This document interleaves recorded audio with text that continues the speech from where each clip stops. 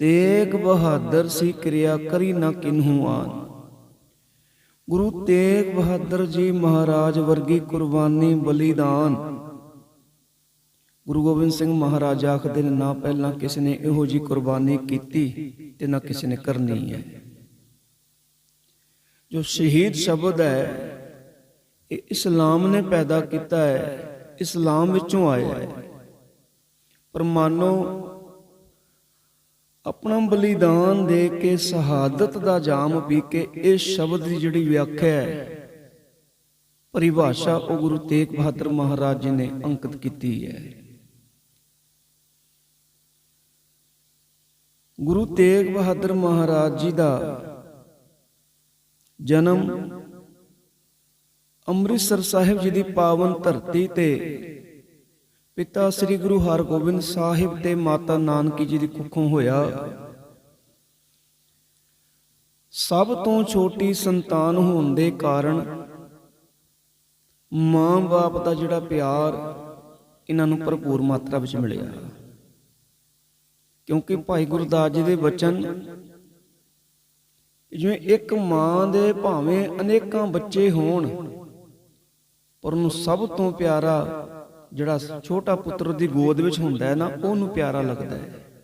उन्हां दे वचन आउंदे ने, एक जननी के होत अनेक सुत, सब हूते प्यारो अदक सुत गोद को। एक जननी के होत अनेक सुत भी अनेकां बच्चे ने, सब ते अदक प्यारो सुत गोद को। भी सब तो वध जिहड़ा प्यारा पुत्र उन्हें गोदी वाला लगता है, जिहड़ा सब तो छोटा है। सब तो छोटे सन गुरु तेग बहादुर महाराज, बहुत प्यार मिलिया। ते एक दिन माता नानकी ने पूछया सी गुरु हरगोबिंद साहिब जी नूं, तुहाडे होर भी पुत्र ने पर इस पुत्र दे नाल तुहाडा नेह प्यार दूजियां नालों ज्यादा है। कारण उदों गुरु साहिब जी ने बचन आखे सन भी इहदे नाल मैं प्यार इस करके करदा हां, ये बहुत धीरज वाला होवेगा। अजर जर और धीर अंदर, ये अजर नूं जर जावेगा। ये धीरज वाला होवेगा, ये अजर नूं भी हस के जर लवेगा। ते कहंदे दूजा कारण, इनको होत सुत बलवंड, ਇਹਦੇ ਘਰ बहुत ਵੱਡਾ महाबली योधा पुत्र पैदा होएगा। इनको होत सुत बलवंड, बहुत योधा पुत्र इन्हां घर पैदा होएगा जो दुश्मनां दे आहू लाहेगा। इस करके मैनू प्यार ज्यादा करदा। जिथे गुरु तेग बहादुर महाराज वैराग दी मूरत सन, उत्थे तरस दी भी मूरत सन। एक बचपन की घटना मिलती है, इन्हां दे वड्डे भरा बाबा गुरदित्ता जी का विआह जंज चढ़न लगी है। माता नानकी ने बहुत सुंदर वस्त्र पहना के इन्हां नूं तैयार किया। ये तैयार होके बाहर निकले, एक गरीब बच्चा इन्हां नूं मिलदा है। इन्हां दे वस्त्र वेख के आखदा भी मेरा भी दिल करदा है मैं भी ओहो जे वधिया वस्त्र कपड़े पहना, पर मेरे मां बाप को इन्ने पैसे नहीं इनू वधिया इस तरह के कपड़े लैके देण। देखो तरस दी मूरत गुरु तेग बहादुर महाराज जी ने अपने सारे वस्त्र ला के कीमती उन्होंने दे दिते। जदों अंदर आए माता नानकी बड़ी हैरान हुई, क्योंकि जंज तुरन वाली है। बाहों फड़ के गुरु हरगोबिंद पातशाह जी को लैके गई भी आ वेखो अपने पुत्र का हाल। उधरों जंज चढ़न वाली है, अपनी कीमती पोशाक किसी गरीब नूं दे के आ गया। गुरु हरगोबिंद साहिब महाराज जी ने गुरु तेग बहादुर महाराज जी नूं गलवकड़ी विच लै लिया ते अपना मेरा भरे हथ सिर ते रख के बचन आके भी इहनूं कुछ नहीं आखना। भी अज किसे लोड़वंद नूं ओहदे तन ते कपड़े नहीं सी, ये अपने कपड़े दे के आ गया। कल जदों धर्म नूं लोड़ पई ते अपना सीस दे के भी आवेगा। किसी लोड़वंद नूं वेख के ये रह नहीं सकिया ने अपने कीमती वस्त्र ला के दे दिते। कल जदों धर्म ते बनेगी, धर्म नूं लोड़ पई, ये सीस देण तों भी गुरेज नहीं करेगा। ਤੇ ਗਲਵੱਕੜੀ ਵਿੱਚ ਲੈ ਲਿਆ। 13 ਸਾਲ ਦੀ ਉਮਰ ਵਿੱਚ ਗੁਰੂ ਤੇਗ ਬਹਾਦਰ ਮਹਾਰਾਜ ਜੀ ਦਾ ਵਿਆਹ ਮਾਤਾ ਗੁਜਰੀ ਜੀ ਦੇ ਨਾਲ ਹੁੰਦਾ ਹੈ। ਹਜੇ ਕੁਝ ਹੀ ਸਮਾਂ ਵਿਆਹ ਨੂੰ ਹੋਇਆ, ਪੈਂਦੇ ਖਾਂ ਤੇ ਕਾਲੇ ਖਾਂ ਨੇ ਕਰਤਾਰਪੁਰ ਵਿਖੇ ਹਮਲਾ ਕਰ ਦਿੱਤਾ। ਜੰਗ ਸ਼ੁਰੂ ਹੋ ਗਈ। ਇਹ ਜੰਗ ਵਿੱਚ ਬਾਜ਼ਾਰ ਦੇ ਹੋਈ ਕਰਤਾਰਪੁਰ ਸਾਹਿਬ ਵਿਖੇ। ਹੁਣ ਪਹਿਲਾ ਨਾਂ ਹੈ ਤਿਆਗਮਲ। ਆਪਣੇ ਪਿਤਾ ਜੀ ਦੇ ਨਾਲ ਛੋਟੀ ਉਮਰੇ ਗੁਰੂ ਸਾਹਿਬ ਨੇ ਤਲਵਾਰ ਦੇ ਨਾਲ ਐਸੇ ਜੋਹਰ ਵਿਖਾਏ, ਜੰਗ ਦੇ ਮੈਦਾਨ ਵਿੱਚ ਗਏ। ਇੱਕ ਪਾਸੇ ਮਾਤਾ ਨਾਨਕੀ ਕੋਠੇ ਤੇ ਖੜੀ ਹੈ ਤੇ ਦੂਜੇ ਪਾਸੇ ਇਹਨਾਂ ਦੀ ਧਰਮ ਪਤਨੀ ਮਾਤਾ ਗੁਜਰੀ ਜੀ ਉਹ ਕੋਠੇ ਤੇ ਖੜੇ ਨੇ। ਆਪਣੇ ਪਤੀ ਨੂੰ ਜੰਗ ਦੇ ਮੈਦਾਨ ਵਿੱਚ ਲੜਦਿਆਂ ਦੋਨਾਂ ਨੇ ਵੇਖਿਆ। ਸਵੇਰੇ ਜੰਗ ਸ਼ੁਰੂ ਹੋਈ, ਸ਼ਾਮਾਂ ਪੈ ਗਈਆਂ। ਮਾਤਾ ਨਾਨਕੀ ਨੇ ਸੁਨੇਹਾ ਭੇਜਿਆ ਵੀ ਇਹਨਾਂ ਨੂੰ ਘਰ ਭੇਜ ਦਿੱਤਾ ਜਾਏ, ਉਮਰ ਬੜੀ ਛੋਟੀ ਹੈ, ਥੱਕ ਗਏ ਹੋਣਗੇ। ਜਦੋਂ ਸੁਨੇਹਾ ਗੁਰੂ ਤੇਗ ਬਹਾਦਰ ਮਹਾਰਾਜ ਜੀ ਕੋਲ ਪਹੁੰਚਿਆ, ਉਹਨਾਂ ਨੇ ਜਵਾਬ ਭੇਜਿਆ, ਮਾਂ ਸੂਰਮਾ ਦੋ ਹੀ ਹਾਲਾਤਾਂ ਵਿੱਚੋਂ ਮੈਦਾਨ ਵਿੱਚੋਂ ਵਾਪਸ ਆਉਂਦਾ ਹੈ, ਇੱਕ ਜੰਗ ਫਤਿਹ ਕਰਕੇ ਤੇ ਜਾਂ ਸ਼ਹਾਦਤ ਦਾ ਜਾਮ ਪੀ ਕੇ। ਨਾ ਤਾਂ ਹਜੇ ਜੰਗ ਫਤਿਹ ਹੋਈ ਹੈ ਤੇ ਨਾ ਹੀ ਹਜੇ ਸਾਡੀ ਸ਼ਹਾਦਤ ਹੋਈ ਹੈ।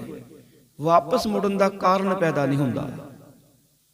ਜੰਗ ਲੜੀ, ਆਖਰ ਗੁਰੂ ਹਰਗੋਬਿੰਦ ਪਾਤਸ਼ਾਹ ਜੀ ਦੀ ਜੰਗ ਵਿੱਚ ਫਤਿਹ ਹੋਈ, ਜੰਗ ਜਿੱਤੀ। ਆਪਣੇ ਪੁੱਤਰ ਨੂੰ ਜੰਗ ਦੇ ਮੈਦਾਨ ਵਿੱਚ ਜੋਹਰ ਵਿਖਾਉਂਦਿਆਂ ਗੁਰੂ ਹਰਗੋਬਿੰਦ ਪਾਤਸ਼ਾਹ ਜੀ ਮਹਾਰਾਜ ਜੀ ਨੇ ਵੀ ਵੇਖਿਆ ਸੀ। ਜੰਗ ਤੋਂ ਬਾਅਦ ਆਪਣੇ ਕੋਲ ਬੁਲਾਇਆ, ਗਲਵੱਕੜੀ ਵਿੱਚ ਲਿਆ, ਖੁਸ਼ ਹੋ ਕੇ ਇੱਕ ਕਟਾਰ ਤੇ ਇੱਕ ਰੁਮਾਲ ਗੁਰੂ ਤੇਗ ਬਹਾਦਰ ਮਹਾਰਾਜ ਨੂੰ ਬਖਸ਼ਿਆ। ਮਾਨੋ ਉਹ ਰੁਮਾਲ ਚਾਦਰ ਬਣ ਗਿਆ ਤੇ ਜਿਹੜੀ ਕਟਾਰ ਉਸ ਵਕਤ ਗੁਰੂ ਸਾਹਿਬ ਨੂੰ ਦਿੱਤੀ, ਉਹ ਕਟਾਰ ਮਾਨੋ ਤੇਗ ਬਣ ਕੇ ਕਲਗੀਧਰ ਪਾਤਸ਼ਾਹ ਜੀ ਦੇ ਹੱਥ ਵਿੱਚ ਆਈ। ਕਿਉਂਕਿ ਕਲਗੀਧਰ ਪਾਤਸ਼ਾਹ ਜੀ ਨੇ ਆਖਿਆ ਸੀ ਵੀ ਹੁਣ ਤੱਕ ਜਿਹੜੀ ਦੁਨੀਆ ਉਹ ਤਕਦੀਰ ਅੱਗੇ ਝੁਕਦੀ ਸੀ ਤੇ ਹੁਣ ਆਖਦੇ ਨੇ ਮੈਂ ਤਕਦੀਰ ਨੂੰ ਸ਼ਮਸ਼ੀਰ ਅੱਗੇ ਝੁਕਾ ਦਾਂਗਾ। ਹੁਣ ਤੱਕ ਦੁਨੀਆ ਝੁਕਦੀ ਸੀ ਤਕਦੀਰ ਅੱਗੇ, ਹੁਣ ਤਕਦੀਰ ਵੀ ਝੁਕੇਗੀ ਮੇਰੀ ਸ਼ਮਸ਼ੀਰ ਅੱਗੇ। ਵੀ ਉਹ ਤੇਗ, ਉਹ ਕਟਾਰ ਮਾਨੋ ਤੇਗ ਬਣ ਗਈ। ਉਹ ਦਿੱਤਾ ਹੋਇਆ ਰੁਮਾਲ ਹਿੰਦ ਦੀ ਚਾਦਰ ਬਣ ਗਿਆ, ਜਿਹਨੇ ਹਿੰਦੂ ਧਰਮ ਦੀ ਰੱਖਿਆ ਕੀਤੀ। ਹੁਣ ਇਸ ਤਰ੍ਹਾਂ ਗੁਰੂ ਤੇਗ ਬਹਾਦਰ ਮਹਾਰਾਜ ਹੁਣ ਮਾਤਾ ਗੁਜਰੀ ਜੀ ਦੇ ਨਾਲ ਬਕਾਲੇ ਪਹੁੰਚ ਗਏ ਨੇ। ਉੱਥੇ ਜਾ ਕੇ ਇਹਨਾਂ ਨੇ ਭਜਨ ਬੰਦਗੀ ਕਰਨੀ, ਘੱਟ ਬੋਲਣਾ, ਚੁੱਪ ਰਹਿਣਾ, ਹਰ ਵਕਤ ਪ੍ਰਮਾਤਮਾ ਦੀ ਇਬਾਦਤ ਵਿੱਚ ਲੀਨ ਲੈਣਾ। ਉਧਰ 8ਵੇਂ ਪਾਤਸ਼ਾਹ ਗੁਰੂ ਹਰਕ੍ਰਿਸ਼ਨ ਸਾਹਿਬ ਮਹਾਰਾਜ ਦੀਨ ਦੁਖੀਆਂ ਦੇ ਦੁੱਖ ਦੂਰ ਕਰਦੇ ਹੋਏ ਦਿੱਲੀ ਵਿਖੇ ਜੋਤੀ ਜੋਤ ਸਮਾਉਣ ਤੋਂ ਪਹਿਲਾਂ ਬਚਨ ਕਰ ਗਏ, ਬਾਬਾ ਵਸੇ ਗ੍ਰਾਮ ਬਕਾਲੇ। ਸਾਡੇ ਤੋਂ ਬਾਅਦ ਹੁਣ ਗੁਰੂ ਨਾਨਕ ਦੀ ਗੱਦੀ ਦਾ ਜਿਹੜਾ ਵਾਰਸ ਹੈ ਉਹ ਬਕਾਲੇ ਵਿਖੇ ਹੈ। ਜਦੋਂ ਇਸ ਗੱਲ ਦਾ ਪਤਾ ਬਕਾਲੇ ਲੱਗਾ, ਉੱਤੇ 22 ਮੰਜੀਆਂ ਲੱਗ ਗਈਆਂ। ਭਾਵ 22 ਨਕਲੀ ਗੁਰੂ ਤੇ ਬਣ ਬੈਠੇ, ਜਿਹਦੇ ਵਿੱਚ ਸਭ ਤੋਂ ਵੱਧ ਜਿਹੜੀ ਦਾਅਵੇਦਾਰੀ ਸੀ ਗੁਰੂ ਦੀ ਹੋਣ ਦੀ, ਉਹ ਪ੍ਰਿਥੀ ਚੰਦ ਦੀ ਸੀ। ਕਿਉਂਕਿ ਉਹਦੇ ਕੋਲੇ ਗੁਰੂ ਘਰ ਦਾ ਖਜ਼ਾਨਾ, ਗੁਰੂ ਦੀ ਬਾਣੀ ਉਹਦੇ ਕੋਲ ਸੀ। ਉਹ ਸਮਝਦਾ ਸੀ ਵੀ ਇਹਦੇ ਤੋਂ ਵਧੀਆ ਮੌਕਾ ਨਹੀਂ ਵੀ ਹੁਣ ਮੈਂ ਗੁਰੂ ਬਣ ਜਾ। ਹੁਣ ਤੇ ਗੱਲ ਧਿਆਨ ਦਿਓ, ਗੁਰੂ ਤੇਗ ਬਹਾਦਰ ਮਹਾਰਾਜ ਜੀ ਨੂੰ ਜੀਵਨ ਵਿੱਚ 2 ਸ਼ਾਹ ਮਿਲੇ ਨੇ, ਇੱਕ ਮੱਖਣ ਸ਼ਾਹ ਤੇ ਇੱਕ ਲੱਖੀ ਸ਼ਾਹ। ਮੱਖਣ ਸ਼ਾਹ ਗੁਰੂ ਸਾਹਿਬ ਨੂੰ ਜਿਹਨੇ ਪ੍ਰਗਟ ਕੀਤਾ ਤੇ ਲੱਖੀ ਸ਼ਾਹ ਜਿਹਨੇ ਗੁਰੂ ਸਾਹਿਬ ਦੇ ਧੜ ਦਾ ਸੰਸਕਾਰ ਆਪਣੇ ਘਰ ਕੀਤਾ। ਮੱਖਣ ਸ਼ਾਹ ਇਹਦਾ ਜਿਹੜਾ ਪਰਿਵਾਰ ਹੈ ਇਹ ਗੁਰੂ ਨਾਨਕ ਪਾਤਸ਼ਾਹ ਸਮੇਂ ਤੋਂ ਗੁਰੂ ਨਾਨਕ ਦੇ ਨਾਲ ਜੁੜਿਆ ਹੋਇਆ। ਜਦੋਂ ਗੁਰੂ ਨਾਨਕ ਪਾਤਸ਼ਾਹ ਜਗਤ ਫੇਰੀ ਲਾਉਂਦੇ ਹੋਏ ਗੁਜਰਾਤ, ਜੋ ਕਿ ਅੱਜ ਪਾਕਿਸਤਾਨ ਵਿੱਚ ਹੈ, 1519 ਵਿੱਚ ਪਹੁੰਚੇ ਨਾ, ਉੱਥੇ ਬਾਬੇ ਸੌਣ ਨੂੰ ਮਿਲੇ। ਬਾਬਾ ਸੌਣ ਜਿਨ੍ਹਾਂ ਦਾ ਬਹੁਤ ਵੱਡਾ ਲੂਣ ਦਾ ਵਪਾਰ ਸੀ, ਬਹੁਤ ਵੱਡੇ ਵਪਾਰੀ ਸੀ। ਲੂਣ ਤੋਂ ਸ਼ਬਦ ਆਇਆ ਲੁਬਾਣਾ, ਮੱਖਣ ਸ਼ਾਹ ਲੁਬਾਣਾ। ਲੂਣ ਦਾ ਉਹਨਾਂ ਦਾ ਵਪਾਰ ਸੀ ਬਾਬੇ ਸੌਣ ਦਾ। ਵੀ ਉਸ ਵਕਤ ਤੋਂ ਇਹ ਪਰਿਵਾਰ ਗੁਰੂ ਨਾਨਕ ਪਾਤਸ਼ਾਹ ਜੀ ਦੇ ਨਾਲ ਜੁੜਿਆ ਸੀ। ਹੁਣ ਐਸਾ ਭਾਣਾ ਵਾਪਰਿਆ, ਆਪਾਂ ਸਾਰੇ ਜਾਣਦੇ ਹਾਂ। ਮੱਖਣ ਸ਼ਾਹ ਲੁਬਾਣੇ ਦਾ ਜਹਾਜ਼ ਬੇੜਾ ਸਮੁੰਦਰ ਦੇ ਵਿੱਚ ਜਦੋਂ ਡੁੱਬਣ ਲੱਗਾ, ਮਲਾਹ ਨੇ ਬੜੀ ਕੋਸ਼ਿਸ਼ ਕੀਤੀ, ਜਦੋਂ ਬੰਨੇ ਨਾ ਲੱਗਾ, ਫਿਰ ਮੱਖਣ ਸ਼ਾਹ ਲੁਬਾਣਾ ਨੇ ਆਪ ਗਲ ਵਿੱਚ ਪੱਲਾ ਪਾ ਕੇ ਗੁਰੂ ਨਾਨਕ ਪਾਤਸ਼ਾਹ ਜੀ ਚਰਨਾਂ ਦਾ ਧਿਆਨ ਧਰ ਕੇ ਵਿੱਚ ਸਮੁੰਦਰ ਅਰਦਾਸ ਕੀਤੀ, 500 ਮੋਹਰਾਂ ਚੜਾਵਾਂਗਾ, ਮੇਰਾ ਜਹਾਜ਼ ਬੰਨੇ ਲਾਓ। ਜਹਾਜ਼ ਬੰਨੇ ਲੱਗਿਆ। ਹੁਣ ਮੱਖਣ ਸ਼ਾਹ ਲੁਬਾਣਾ 500 ਮੋਹਰਾਂ ਲੈ ਕੇ ਪੁੱਛਦਾ ਪੁੱਛਦਾ ਜਦੋਂ ਬਖਾਲੇ ਧਰਤੀ ਤੇ ਪਹੁੰਚਿਆ, ਬੜਾ ਹੈਰਾਨ ਹੋਇਆ, ਬੜਾ ਪਰੇਸ਼ਾਨ ਹੋਇਆ ਵੀ ਅਸਲੀ ਗੁਰੂ ਕੌਣ ਹੈ। ਹੁਣ ਆਪਣੇ ਮਨ ਅੰਦਰ ਨਿਰਣਾ ਕਰ ਲਿਆ ਵੀ 5-5 ਮੋਹਰਾਂ ਸਭ ਨੂੰ ਭੇਟ ਕਰਾਂਗਾ, ਜਿਹੜਾ ਸੱਚਾ ਗੁਰੂ ਹੋਵੇਗਾ ਮੰਗ ਕੇ 500 ਲਏਗਾ। ਹੁਣ 5-5 ਮੋਹਰਾਂ ਮੱਥਾ ਟੇਕੀਆਂ, ਸਭ ਨੇ ਆਸ਼ੀਰਵਾਦ ਦਿੱਤਾ, ਤੇਰਾ ਕਾਰੋਬਾਰ ਵਧੇ। ਪਰ ਮੱਖਣ ਸ਼ਾਹ ਲੁਬਾਣੇ ਦੀ ਤ੍ਰਿਪਤੀ ਨਾ ਹੋਈ, ਉਹਦੇ ਮਨ ਅੰਦਰ ਕੁਝ ਹੋਰ ਚੱਲ ਰਿਹਾ ਸੀ। ਪੁੱਛਦਾ ਵੀ ਕੋਈ ਹੋਰ ਵੀ ਹੈ। ਹੁਣ ਕਿਸੇ ਨੇ ਦੱਸਿਆ ਇੱਕ ਉਧਰ ਤੇਗਾ ਰਹਿੰਦਾ ਹੈ। ਹੁਣ ਜਦੋਂ ਗੁਰੂ ਤੇਗ ਬਹਾਦਰ ਮਹਾਰਾਜ ਦੀ ਭੋਰੇ ਵਿੱਚ ਗਿਆ, ਜਾ ਕੇ 5 ਮੋਹਰਾਂ ਜਦੋਂ ਮੱਥਾ ਟੇਕੀਆਂ ਤੇ ਗੁਰੂ ਤੇਗ ਬਹਾਦਰ ਮਹਾਰਾਜ ਜੀ ਨੇ ਮੱਖਣ ਸ਼ਾਹ ਲੁਬਾਣੇ ਵੱਲ ਅੱਖ ਭਰ ਕੇ ਵੇਖਿਆ, ਆਖਿਆ ਸੁੱਖ ਕੇ 500 ਤੇ ਚੜਾ 5 ਰਿਹਾ।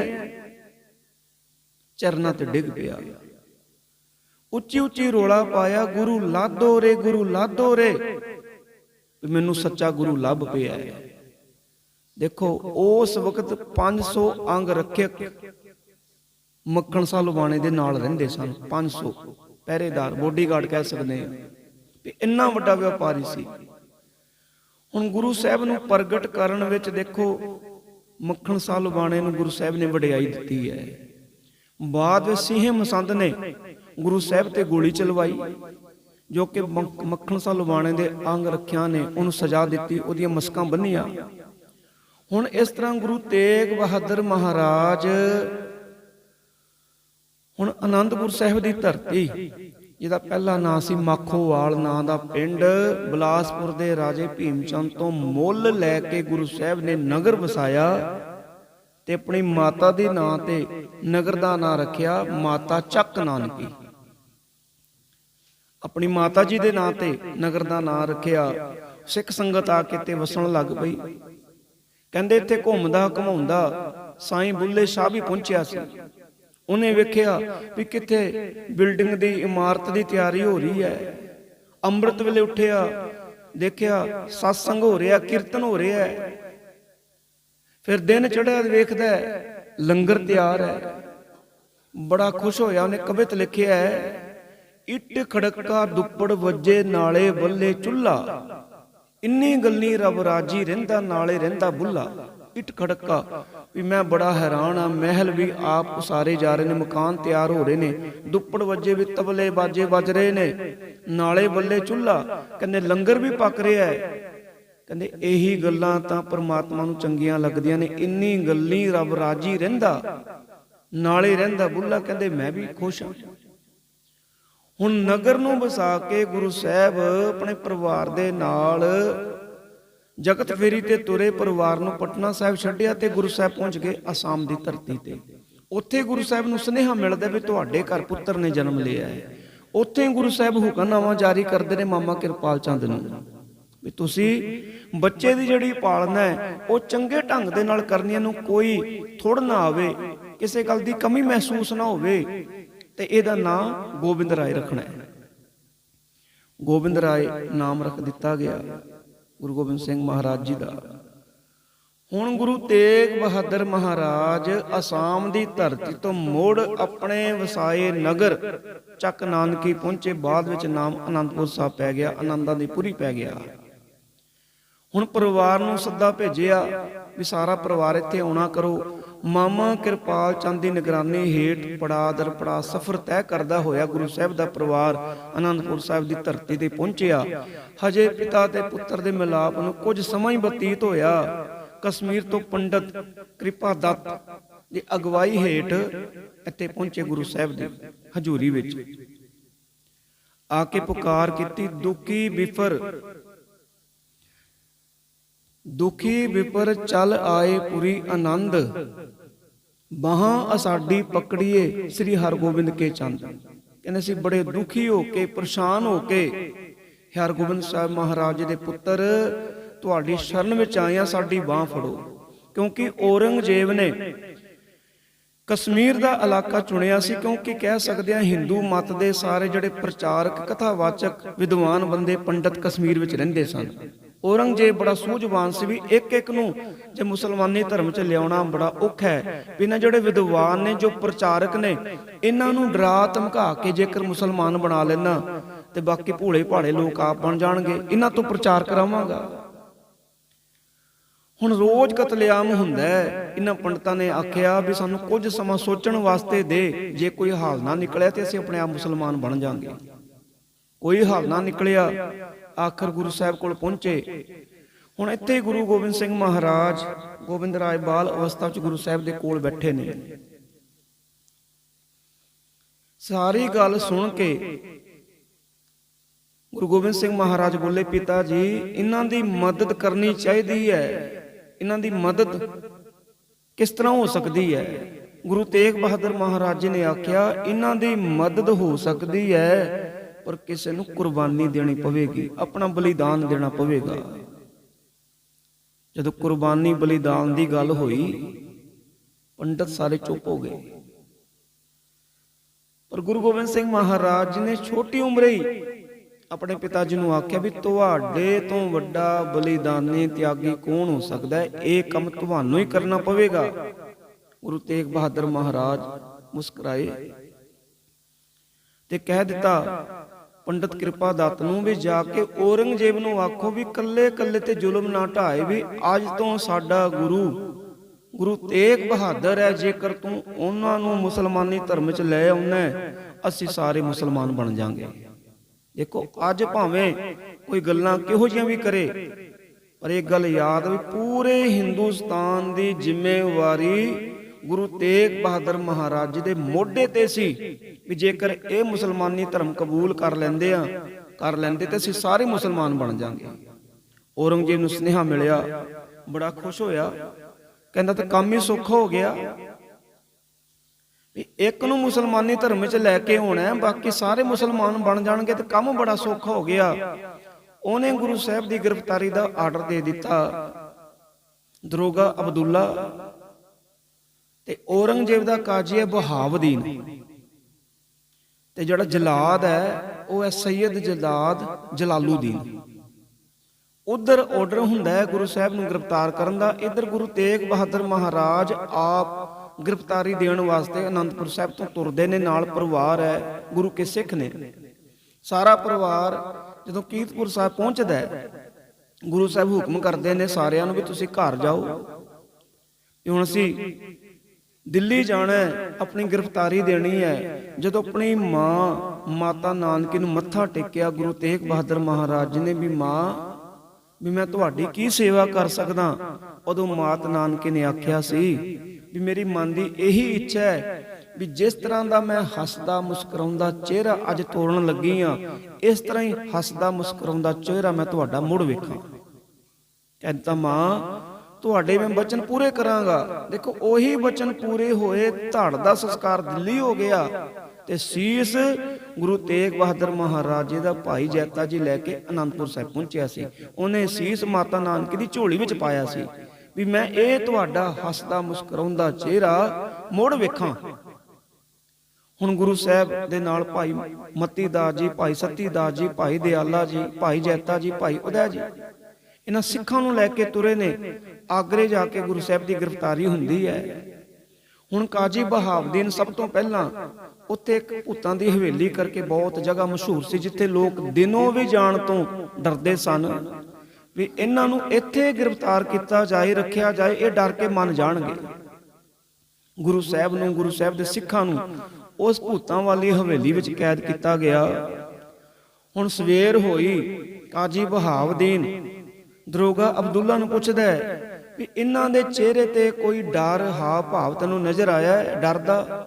ਕਹਿੰਦਾ ਨਹੀਂ, ਸਿੱਖਾਂ ਦਾ ਗੁਰੂ ਤਾਂ ਇੰਜ ਘੁੰਮ ਰਿਹਾ ਸੀ ਜਿਵੇਂ ਜੰਗਲ ਵਿੱਚ ਸ਼ੇਰ ਘੁੰਮਦਾ ਹੈ।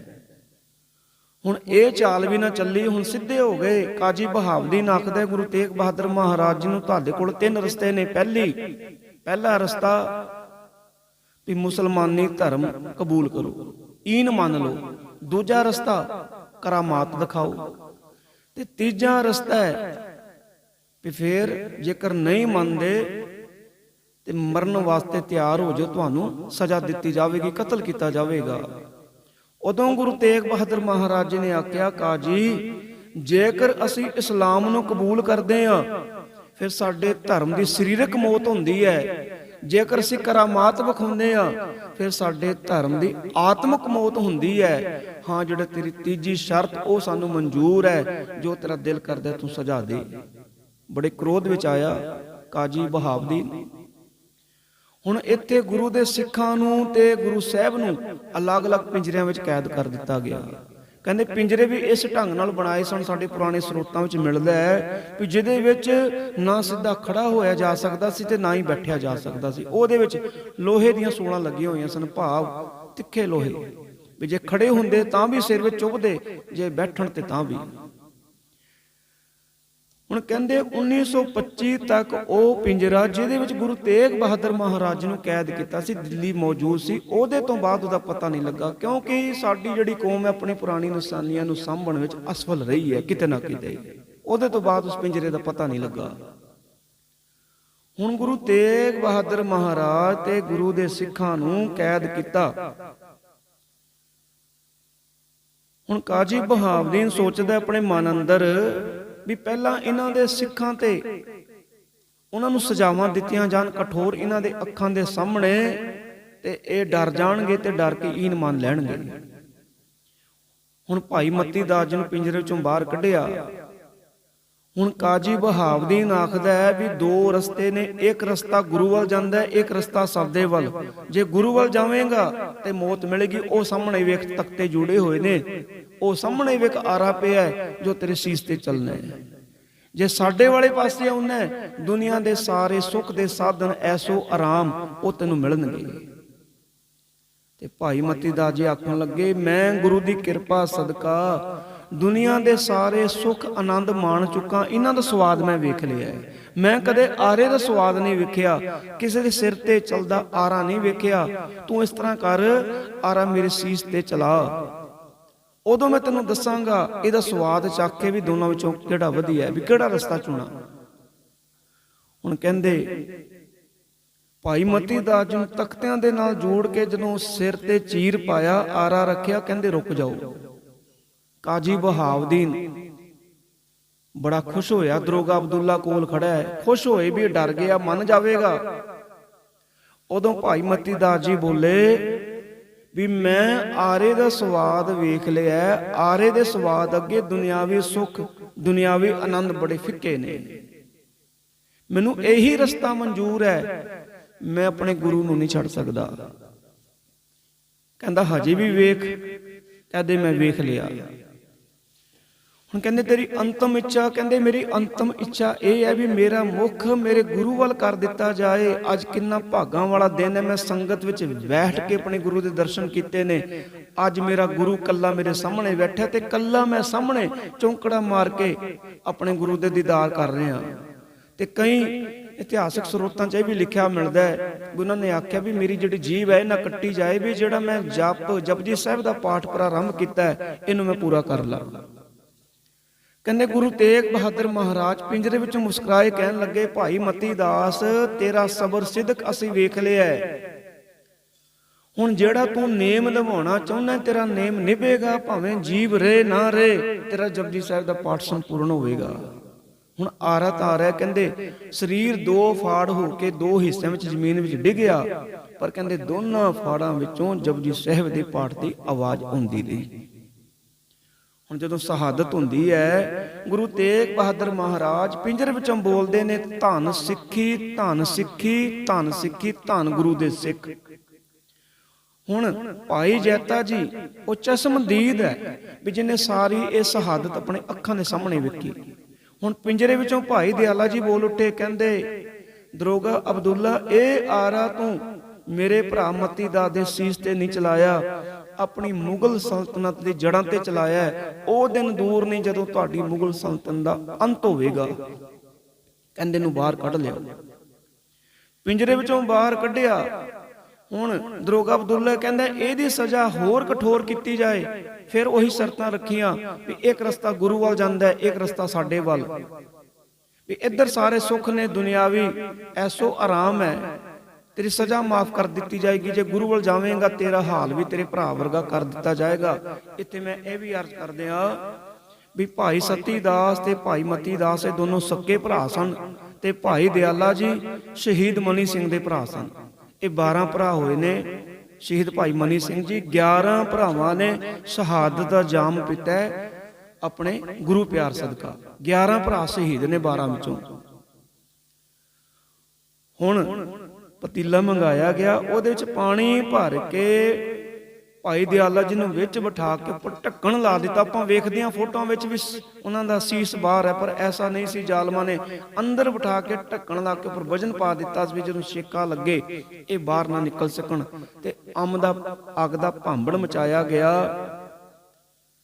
ਹੁਣ ਤਸੀਹਾਂ ਦੀ ਕਹਿ ਸਕਦੇ ਹਾਂ ਵੀ ਇੱਥੇ ਹੱਦ ਕਰ ਦਿੱਤੀ ਜ਼ਾਲਮਾਂ ਨੇ। ਗੁਰੂ ਤੇਗ ਬਹਾਦਰ ਮਹਾਰਾਜ ਜੀ ਦੇ ਸਾਹਮਣੇ ਇੱਕ ਪਿਆਰੇ ਸਿੱਖ ਦੇ 2 ਹਿੱਸੇ 2 ਟੁਕੜੇ ਪਏ ਨੇ। ਹੁਣ ਜਦੋਂ ਪਤੀਲੇ ਵਿੱਚੋਂ ਬਾਹਰ ਕੱਢਿਆ ਕੇਵਲ ਹੱਡੀਆਂ ਦਾ ਪਿੰਜਰ ਰਹਿ ਗਿਆ। ਮਾਸ ਸਾਰਾ ਉਬਲ ਕੇ ਪਾਣੀ ਵਿੱਚ ਘੁਲ ਗਿਆ ਸੀ। ਉਹ ਪਿੰਜਰਾ ਵੀ ਬਾਹਰ ਰੱਖ ਦਿੱਤਾ।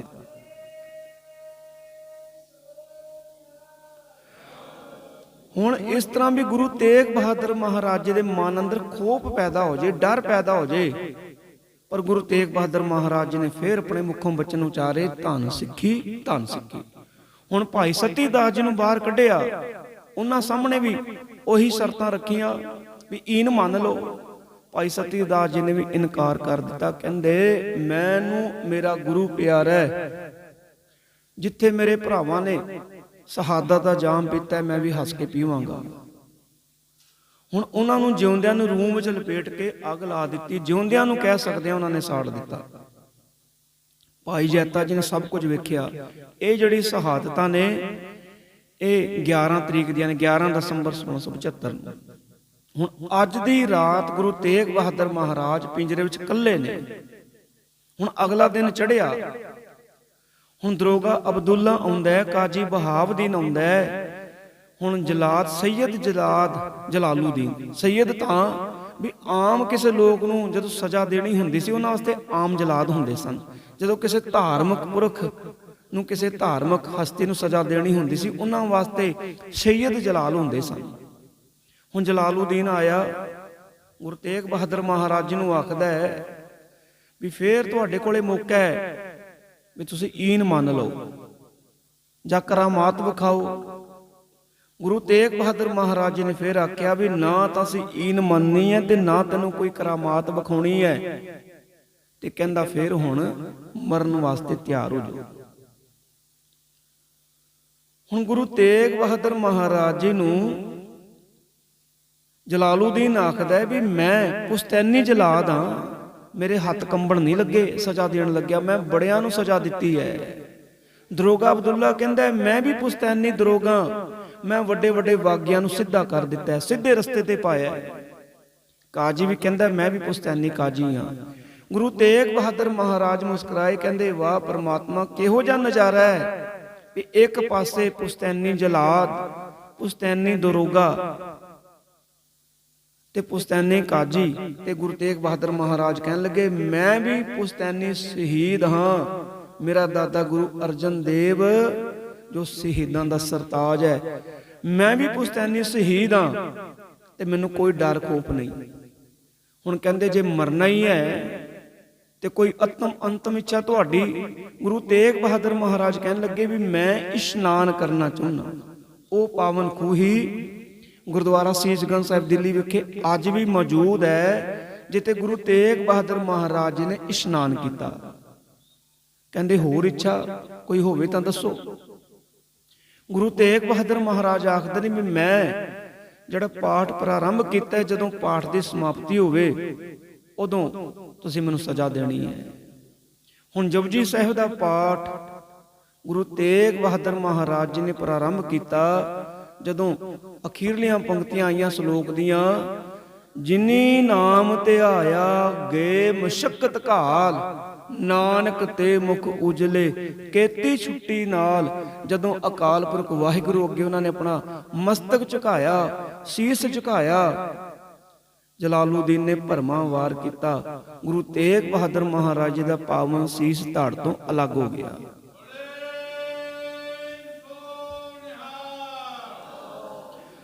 ਹੁਣ ਗੁਰੂ ਤੇਗ ਬਹਾਦਰ ਮਹਾਰਾਜ ਜੀ ਦੀ ਸ਼ਹਾਦਤ ਹੋਈ। ਇਹੋ ਜਿਹਾ ਕਹਿੰਦੇ ਉਸ ਵਕਤ ਭਾਣਾ ਵਰਤਿਆ, ਹਨੇਰੀ ਤੂਫਾਨ ਆਇਆ। ਭਾਈ ਜੈਤਾ ਜੀ ਦੀ ਜ਼ਿੰਮੇਵਾਰੀ ਪਹਿਲਾਂ ਹੀ ਲਾ ਦਿੱਤੀ ਗਈ ਸੀ ਵੀ ਜੇਕਰ ਇਹੋ ਜਿਹਾ ਭਾਣਾ ਵਾਪਰਦਾ ਹੈ, ਗੁਰੂ ਸਾਹਿਬ ਦੇ ਸਰੀਰ ਦੀ ਸੰਭਾਲ ਕਰਨੀ ਆ, ਕਿਉਂਕਿ ਗੱਲਾਂ ਪਹਿਲਾਂ ਹੀ ਹੋਣ ਲੱਗ ਪਈਆਂ ਸੀ ਕਿ ਜੇਕਰ ਨਾ ਮੰਨੇ ਤੇ ਇਹਨਾਂ ਨੂੰ ਕਤਲ ਕਰ ਦਿੱਤਾ ਜਾਏਗਾ। ਮੌਕਾ ਬਚਾ ਕੇ ਉਸ ਹਨੇਰੀ ਤੂਫਾਨ ਵਿੱਚ ਗੁਰੂ ਕਾ ਸਿੱਖ ਭਾਈ ਜੈਤਾ ਆਪਣੀ ਜਾਨ ਦੀ ਪਰਵਾਹ ਨਾ ਕਰਦਾ ਹੋਇਆ ਗੁਰੂ ਸਾਹਿਬ ਦੇ ਪਾਵਨ ਸੀਸ ਨੂੰ ਆਪਣੀ ਝੋਲੀ 'ਚ ਪਾ ਕੇ ਤੁਰ ਪਿਆ ਅਨੰਦਪੁਰ ਸਾਹਿਬ ਦੀ ਧਰਤੀ ਤੇ। ਜੋ ਵਾਅਦਾ ਮਾਤਾ ਨਾਨਕੀ ਜੀ ਨਾਲ ਗੁਰੂ ਸਾਹਿਬ ਕਰਕੇ ਆਏ ਸਨ, ਉਸ ਵਾਅਦੇ ਨੂੰ ਨਿਭਾਉਣ ਵਾਸਤੇ ਉਧਰ ਦੂਜਾ ਸਾਹ ਲੱਖੀ ਸਾਹ ਵਣਜਾਰਾ ਜਿਹਦਾ ਰੂਹ ਦਾ ਵਪਾਰ ਸੀ, ਉਹ ਗੱਡਿਆਂ ਵਿੱਚ ਗੁਰੂ ਤੇਗ ਬਹਾਦਰ ਮਹਾਰਾਜ ਜੀ ਦੇ ਧਾੜ ਨੂੰ ਲੁਕੋ ਕੇ ਘਰ ਲੈ ਗਿਆ। ਉਹਦੀ ਘਰ ਵਾਲੀ ਅਕਸਰ ਅਰਦਾਸਾਂ ਕਰਿਆ ਕਰਦੀ ਸੀ ਵੀ ਗੁਰੂ ਤੇਗ ਬਹਾਦਰ ਮਹਾਰਾਜ ਮੇਰੇ ਘਰ ਚਰਨ ਪਾਓ, ਮੇਰੇ ਘਰ ਆਉਣਾ ਕਰੋ। ਹੁਣ ਅੱਜ ਗੱਡੇ ਵਿੱਚ ਗੁਰੂ ਤੇਗ ਬਹਾਦਰ ਮਹਾਰਾਜ ਜੀ ਦਾ ਧਾੜ ਹੈ, ਜਾ ਕੇ ਅੰਦਰ ਘਰ ਵਾਲੀ ਨੂੰ ਆਖਦਾ ਵੀ ਗੁਰੂ ਤੇਗ ਬਹਾਦਰ ਮਹਾਰਾਜ ਸਾਡੇ ਘਰ ਆਏ ਨੇ, ਤੇਰੀ ਅਰਦਾਸ ਸੁਣ ਲਈ ਹੈ। ਬੜੀ ਖੁਸ਼ ਹੋ ਕੇ ਜਦੋਂ ਬਾਹਰ ਨਿਕਲਦੀ ਹੈ, ਕਿਤੇ ਗੁਰੂ ਸਾਹਿਬ ਨਜ਼ਰ ਨਹੀਂ ਆਉਂਦੇ। ਕਹਿੰਦੀ ਮੈਨੂੰ ਤਾਂ ਕਿਤੇ ਨਜ਼ਰ ਨਹੀਂ ਆਏ। ਉਸ ਗੱਡੇ ਵੱਲ ਇਸ਼ਾਰਾ ਕੀਤਾ, ਅੱਖਾਂ ਵਿੱਚੋਂ ਹੰਝੂ ਵਹਿ ਤੁਰੇ।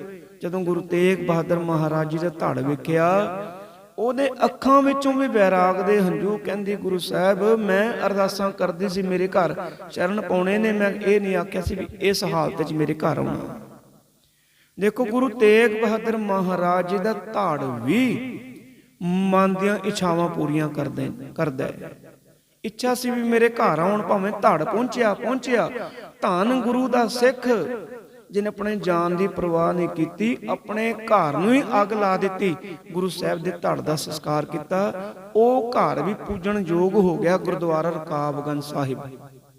ਅੱਜ ਆਪਾਂ ਸਾਰੇ ਜਿੰਨੇ ਗੁਰੂ ਨਾਨਕ ਨਾਮ ਲੇਵਾ ਸਿੱਖਾਂ ਉੱਤੇ ਨਕਮਸਤਕ ਹੁੰਨੇ ਆ, ਮੱਥਾ ਟੇਕਦੇ ਆ। ਦਿੱਲੀ ਵਿੱਚ ਅਣਗਿਣਤ ਉਸ ਵਕਤ ਘਰ ਸਨ, ਪਰ ਘਰ ਉਹ ਪੂਜਣ ਯੋਗ ਹੋ ਗਿਆ ਲੱਖੀ ਸਾਹਿਬ ਵਣਜਾਰੇ ਦਾ, ਜਿਹਨੇ ਆਪਣੇ ਘਰ ਨੂੰ ਹੀ ਅੱਗ ਲਾ ਦਿੱਤੀ ਵੀ ਗੁਰੂ ਸਾਹਿਬ ਦੇ ਸਰੀਰ ਦੀ ਕੋਈ ਬੇਅਦਬੀ ਨਾ ਹੋਵੇ। ਉਧਰ ਜਦੋਂ ਹਨੇਰੀ ਰੁਕੀ, ਹੁਣ ਜ਼ਾਲਮਾਂ ਦੇ ਹੱਥ ਨਾ ਸੀਸ ਲੱਗਾ ਤੇ ਨਾ ਧੜ ਲੱਗਾ। ਬੜੇ ਪਰੇਸ਼ਾਨ ਹੋਏ ਵੀ ਲੈ ਕੇ ਕੌਣ ਚਲਾ ਗਿਆ। ਉਧਰ ਭਾਈ ਜੈਤਾ ਦਿੱਲੀ ਤੋਂ ਤੁਰਿਆ। ਪਹਿਲਾ ਜਿਹੜਾ ਉਹਨੇ ਪੜਾਵ ਕੀਤਾ ਬਾਗਪਤ ਠਹਿਰਿਆ। ਬਾਗਪਤ ਤੋਂ ਸੀਸ ਲੈ ਕੇ ਤਰਾਵੜੀ ਰੁਕਿਆ। ਤਰਾਵੜੀ ਤੋਂ ਟੰਗਰੀ ਨਦੀ ਅੰਬਾਲਾ ਤੋਂ ਨਾਭੇ ਤੋਂ ਕੀਰਤਪੁਰ ਸਾਹਿਬ ਪਹੁੰਚਿਆ, ਕਿਉਂਕਿ ਉਹਨਾਂ ਦੇ ਮਨ ਅੰਦਰ ਵਿਚਾਰ ਸੀ ਵੀ ਗੁਰੂ ਹਰਿ ਰਾਏ ਸਾਹਿਬ ਤੇ ਗੁਰੂ ਹਰਗੋਬਿੰਦ ਪਾਤਸ਼ਾਹ ਦਾ ਸੰਸਕਾਰ ਕੀਰਤਪੁਰ ਸਾਹਿਬ ਦੀ ਧਰਤੀ ਤੇ ਹੋਇਆ ਹੈ। ਸ਼ਾਇਦ ਗੁਰੂ ਤੇਗ ਬਹਾਦਰ ਮਹਾਰਾਜ ਜੀ ਦਾ ਸੰਸਕਾਰ ਵੀ ਕੀਰਤਪੁਰ ਸਾਹਿਬ ਦੀ ਧਰਤੀ ਤੇ ਨਾ ਹੋਵੇ। ਪਰਿਵਾਰ ਨੂੰ ਪਤਾ ਲੱਗਾ। ਹੁਣ ਸਾਰਾ ਪਰਿਵਾਰ ਕੀਰਤਪੁਰ ਸਾਹਿਬ ਦੀ ਧਰਤੀ ਤੇ ਪਹੁੰਚਿਆ। ਭਾਈ ਜੈਤਾ ਜੀ ਨੇ ਗੁਰੂ ਤੇਗ ਬਹਾਦਰ ਮਹਾਰਾਜ ਜੀ ਦਾ ਪਾਵਨ ਸੀਸ ਮਾਤਾ ਨਾਨਕੀ ਦੀ ਝੋਲੀ ਵਿੱਚ ਪਾਇਆ। ਜਦੋਂ ਕਪੜਾ ਖੋਲ ਕੇ ਵੇਖਿਆ, ਉਹੀ ਹੱਸਦਾ ਮੁਸਕਰਾਉਂਦਾ ਚਿਹਰਾ ਗੁਰੂ ਤੇਗ ਬਹਾਦਰ ਮਹਾਰਾਜ ਜੀ ਦਾ, ਜੋ ਉਹਨਾਂ ਨੇ ਬਚਨ ਆਖੇ ਸਨ ਵੀ ਪੁੱਤਰ ਜੀ ਵੀ ਮੈਂ ਆਪਣੇ ਮਨ ਅੰਦਰ ਇਹ ਇੱਛਾ ਰੱਖਦੀ ਆ ਵੀ ਜਿਸ ਤਰ੍ਹਾਂ ਮੈਂ ਹੱਸਦਾ ਮੁਸਕਰਾਉਂਦਾ ਤੁਹਾਨੂੰ ਤੋਰਨ ਲੱਗੀ ਆ, ਇਸ ਤਰ੍ਹਾਂ ਦੇ ਮੈਂ ਤੁਹਾਡਾ ਚਿਹਰਾ, ਤੁਹਾਡਾ ਮੁਖੜਾ ਮੈਂ ਫਿਰ ਵੇਖਾਂ। ਦੇਖੋ ਦੁਨੀਆ ਵਿੱਚ ਇਹੋ ਜਿਹਾ ਕਿਤੇ ਇਤਿਹਾਸ ਨਹੀਂ ਮਿਲਦਾ ਵੀ ਧੜ ਦਾ ਸੰਸਕਾਰ ਕਿਤੇ ਹੋਇਆ ਹੋਵੇ ਤੇ ਸੀਸ ਦਾ ਸੰਸਕਾਰ ਕਿਤੇ ਹੋਇਆ ਹੋਵੇ। ਦੇਖੋ 11-12 ਦਸੰਬਰ ਨੂੰ ਸ਼ਹਾਦਤ ਹੁੰਦੀ ਹੈ, ਧੜ ਦਾ ਸੰਸਕਾਰ ਦਿੱਲੀ ਵਿਖੇ ਹੁੰਦਾ ਹੈ। ਹਫ਼ਤੇ ਬਾਅਦ ਸੀਸ ਦਾ ਜਿਹੜਾ ਸੰਸਕਾਰ ਉਹ ਆਨੰਦਪੁਰ ਸਾਹਿਬ ਹੁੰਦਾ ਹੈ। ਹੁਣ ਸੀਸ ਜਦੋਂ ਕਲਗੀਧਰ ਪਾਤਸ਼ਾਹ ਦੀ ਝੋਲੀ ਵਿੱਚ ਭਾਈ ਜੈਤਾ ਜੀ ਨੇ ਪਾਇਆ, ਗੁਰੂ ਹਰਗੋਬਿੰਦ ਪਾਤਸ਼ਾਹ ਦੇ ਅੰਸ਼ ਵੰਸ਼ ਗੁਰੂ ਗੋਬਿੰਦ ਸਿੰਘ ਮਹਾਰਾਜ, ਜਦੋਂ ਉਹਨਾਂ ਨੇ ਆਪਣੇ ਪਿਤਾ ਦੇ ਪਾਵਨ ਸੀਸ ਨੂੰ ਵੇਖਿਆ, ਭਾਈ ਜੈਤਾ ਜੀ ਨੂੰ ਆਖਿਆ ਵੀ ਜਦੋਂ ਸ਼ਹਾਦਤ ਹੋਈ ਕਿਸੇ ਨੇ ਹਾ ਦਾ ਨਾਰਾ ਨਹੀਂ ਮਾਰਿਆ, ਉੱਥੇ ਕੋਈ ਬੋਲਿਆ ਨਹੀਂ। ਭਾਈ ਜੈਤਾ ਜੀ ਨੇ ਹੱਥ ਜੋੜ ਕੇ ਆਖਿਆ, ਗੁਰੂ ਸਾਹਿਬ ਹਜ਼ਾਰਾਂ ਦੀ ਗਿਣਤੀ ਵਿੱਚ ਲੋਕ ਇਕੱਤਰ ਸਨ, ਪਰ ਉੱਤੇ ਪਛਾਣਨਾ ਬੜਾ ਔਖਾ ਸੀ ਵੀ ਗੁਰੂ ਦਾ ਸਿੱਖ ਕੌਣ ਹੈ। ਉਦੋਂ ਫਿਰ ਗੁਰੂ ਗੋਬਿੰਦ ਸਿੰਘ ਮਹਾਰਾਜ ਨੇ ਆਖਿਆ, ਭਾਈ ਜੈਤਿਆ ਹੁਣ ਮੈਂ ਇਹੋ ਜਿਹਾ ਸਿੱਖ ਤਿਆਰ ਕਰਾਂਗਾ, ਇਹੋ ਜਿਹਾ ਰੰਗ ਰੂਪ, ਇਹੋ ਜਿਹੀ ਸ਼ਕਲ ਬਖਸ਼ਾਂਗਾ ਵੀ ਮੇਰਾ ਸਿੱਖ ਹਜ਼ਾਰਾਂ ਲੱਖਾਂ ਵਿੱਚ ਵੀ ਦੂਰੋਂ ਪਛਾਣਾ ਜਾਇਆ ਕਰੇਗਾ। ਲੁਕਣ ਦੀ ਗੱਲ ਦੂਰ, ਜੇ ਕੋਈ ਸਿੱਖ ਨੂੰ ਕੋਈ ਲੁਕਾਉਣਾ ਵੀ ਚਾਹੇਗਾ, ਮੇਰਾ ਸਿੱਖ ਤਾਂ ਵੀ ਨਹੀਂ ਲੁਕੇਗਾ।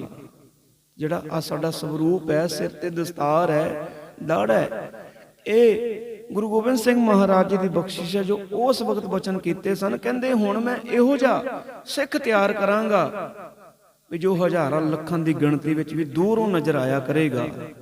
ਹੁਣ ਇਸ ਤਰ੍ਹਾਂ ਗੁਰੂ ਤੇਗ ਬਹਾਦਰ ਮਹਾਰਾਜ ਜੀ ਦੇ ਜਿਹੜੇ ਸੀਸ ਦਾ ਸੰਸਕਾਰ ਹੈ, ਗੁਰਦੁਆਰਾ ਸੀਸਗੰਜ ਸਾਹਿਬ ਆਨੰਦਪੁਰ ਸਾਹਿਬ, ਉੱਥੇ ਹੋਇਆ। ਧੜ ਦਾ ਸੰਸਕਾਰ ਰਕਾਬਗੰਜ ਸਾਹਿਬ ਵਿਖੇ ਹੋਇਆ।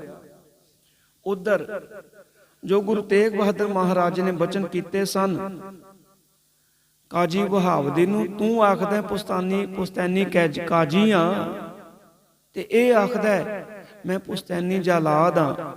ਵੀ ਇਹ ਮੈਨੂੰ ਪਤਾ ਨਹੀਂ ਵੀ ਤੁਹਾਡੇ ਕੋਲ ਵਿੱਚ ਕੋਈ ਅੱਗੋਂ ਜਲਾਦ ਹੋਵੇ, ਕਾਜੀ ਹੋਵੇ ਨਾ ਹੋਵੇ, ਪਰ ਮੇਰੀ ਕੋਲ ਵਿੱਚੋਂ ਅਨੇਕਾਂ ਸ਼ਹੀਦ ਜਨਮ ਲੈਣਗੇ ਜੋ ਧਰਮ ਦੀ ਖਾਤਰ ਕੁਰਬਾਨੀਆਂ ਕਰਨਗੇ। ਤੇ ਦੇਖੋ ਆਪਾਂ ਵੇਖ ਸਕਦੇ ਹਾਂ ਕਲਗੀਧਰ ਪਾਤਸ਼ਾਹ ਜੀ ਨੇ ਆਪਣਾ ਸਾਰਾ ਪਰਿਵਾਰ ਵਾਰ ਦਿੱਤਾ। ਗੁਰੂ ਤੇਗ ਬਹਾਦਰ ਮਹਾਰਾਜ ਜੀ ਦੇ ਪੋਤਰੇ ਗੁਰੂ ਗੋਬਿੰਦ ਸਿੰਘ ਮਹਾਰਾਜ ਜੀ ਦੇ ਲਖਤੇ ਜਿਗਰ, ਉਹਨਾਂ ਨੇ ਸ਼ਹਾਦਤ ਦਾ ਜਾਮ ਪੀਤਾ ਪਰ ਈਨ ਨਹੀਂ ਮੰਨੀ। ਬਚਨ ਸੱਤ ਹੋਏ ਬਾਬਾ ਬੰਦਾ ਸਿੰਘ ਬਹਾਦਰ ਨੇ, ਕਿਉਂਕਿ ਸੈਯਦ ਜਲਾਲੂਦੀਨ ਜਿਹਨੇ ਗੁਰੂ ਤੇਗ ਬਹਾਦਰ ਮਹਾਰਾਜ ਜੀ ਤੇ ਵਾਰ ਕੀਤਾ ਸੀ ਤਲਵਾਰ ਦਾ, ਤੇ ਜਲਾਦ ਸਾਸਲ ਬੇਗ ਬਾਸਲ ਬੇਗ ਜਿਨ੍ਹਾਂ ਨੇ ਛੋਟੇ ਸਾਹਿਬਜ਼ਾਦਿਆਂ ਨੂੰ ਸ਼ਹੀਦ ਕੀਤਾ ਸੀ, ਇਹ ਸਾਰੇ ਸਮਾਣੇ ਦੇ ਰਹਿਣ ਵਾਲੇ ਸਨ। ਸਮਾਣੇ ਤੇ ਹਮਲਾ ਕੀਤਾ, ਮਲੀਆ ਮੇਟ ਕਰ ਦਿੱਤਾ ਤੇ ਮੁੜ ਕੇ ਜਲਾਦ ਨਹੀਂ ਹੋਈ।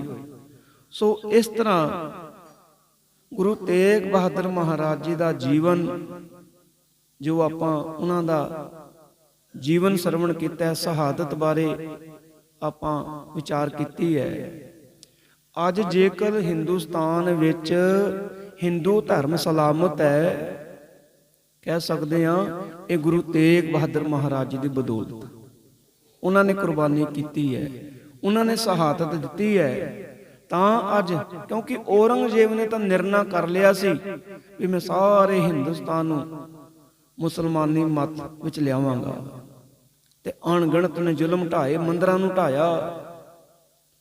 ਇਤਿਹਾਸ ਵਿੱਚ ਬਹੁਤ ਕੁਝ ਸਾਨੂੰ ਪੜ੍ਹਨ ਨੂੰ ਮਿਲਦਾ ਹੈ, ਪਰ ਗੁਰੂ ਤੇਗ ਬਹਾਦਰ ਮਹਾਰਾਜ ਜੀ ਨੇ ਔਰੰਗਜ਼ੇਬ ਦੇ ਨਾਲ ਟੱਕਰਾ ਲਿਆ। ਦੇਖੋ ਇੰਨੀ ਵੱਡੀ ਜ਼ਿੰਮੇਵਾਰੀ, ਸਾਰੇ ਹਿੰਦੁਸਤਾਨ ਦੀ ਜ਼ਿੰਮੇਵਾਰੀ ਆਪਣੇ ਮੋਢਿਆਂ ਤੇ ਚੁੱਕ ਕੇ ਗੁਰੂ ਤੇਗ ਬਹਾਦਰ ਮਹਾਰਾਜ ਦਿੱਲੀ ਪਹੁੰਚੇ ਵੀ ਸਾਰੇ ਹਿੰਦੁਸਤਾਨ ਦੀ ਜ਼ਿੰਮੇਵਾਰੀ। ਅੱਜ ਭਾਵੇਂ ਗੱਲਾਂ ਕੋਈ ਵੀ ਕਰੇ, ਪਰ ਇਹ ਗੱਲ ਸਾਨੂੰ ਭੁੱਲਣੀ ਨਹੀਂ ਚਾਹੀਦੀ। ਇਹ ਸਭ ਨੂੰ ਪਤਾ ਹੈ ਵੀ ਸਾਰੀ ਜ਼ਿੰਮੇਵਾਰੀ ਗੁਰੂ ਤੇਗ ਬਹਾਦਰ ਮਹਾਰਾਜ ਦੇ ਇਕੱਲਿਆਂ ਦੇ ਮੋਢੇ ਤੇ ਸੀ ਵੀ ਜੇਕਰ ਇਹ ਮੁਸਲਮਾਨ ਬਣ ਜਾਂਦੇ ਤੇ ਸਾਰੇ ਨੇ ਮੁਸਲਮਾਨ ਬਣ ਜਾਣਾ, ਅਸੀਂ ਆਪਣੇ ਆਪ ਬਣ ਜਾਾਂਗੇ, ਸਾਨੂੰ ਮਾਰਨ ਦੀ ਲੋੜ ਨਹੀਂ, ਸਾਨੂੰ ਸਜ਼ਾ ਦੇਣ ਦੀ ਲੋੜ ਨਹੀਂ।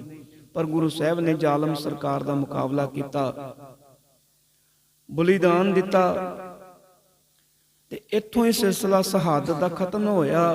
ਕਲਗੀਧਰ ਪਾਤਸ਼ਾਹ ਜੀ ਨੇ ਵੀ ਆਪਣਾ ਸਾਰਾ ਪਰਿਵਾਰ ਵਾਰਿਆ। ਜਦੋਂ ਤੱਕ ਹਿੰਦੁਸਤਾਨ ਨੂੰ ਮੁਗਲ ਸਲਤਨਤ ਤੋਂ ਆਜ਼ਾਦ ਨਹੀਂ ਕਰਾਇਆ, ਉਦੋਂ ਤੱਕ ਗੁਰੂ ਦੇ ਸਿੱਖ ਆਰਾਮ ਨਾਲ ਬੈਠੇ ਕੋਈ ਨਹੀਂ।